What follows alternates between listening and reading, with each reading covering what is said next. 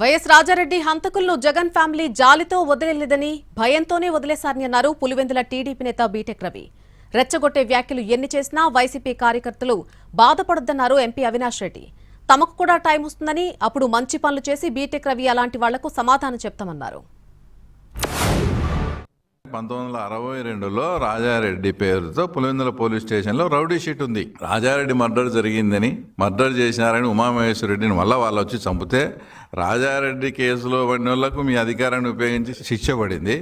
దానికి ప్రతీకారంగా జరిగిన మర్డర్లో శిక్ష పడలే. అంటే మీరు అధికారాన్ని ఏ రకంగా దుర్వినియోగం చేసి తర్వాత ఇంకా మేము జాలిపడి వదిలేసాం. నువ్వు వదిలేసేది ఏంది? వాళ్ళ నానా రకాలుగా ఇబ్బందులు పెట్టినావు. కేవలం వాళ్ళకు భయపడి, వాళ్ళకంటే రేపొద్దున మనం ఎవరి మీదికి పోయినా కూడా మన ఇంట్లో వాళ్ళ మీదకి వస్తుందని అప్పుడు భయపడి అక్కడి నుంచి కొంతకు కొంత తగ్గడం జరిగింది. ఇటువంటి వాళ్ళు మాట్లాడే మాటలకు దయచేసి కూడా ఎవరు కూడా నొప్పికి గురి కావద్దు. ఆయన మాటలు చూసినప్పుడు, అదేవిధంగా వేముల మండలం నాయకులు మాట్లాడిన మాటలు చూసినప్పుడు నాకు కూడా కొంచెం నొప్పి తగిలింది. దయచేసి కూడా ఈ నొప్పిని, ఈ అవమానాన్ని ఓపిక భరిద్దాము. మన టైం తప్పకుండా వస్తుంది. మన టైం వచ్చినప్పుడు ఈ ఊరికి మంచి చేసి సమాధానం చెప్తాం.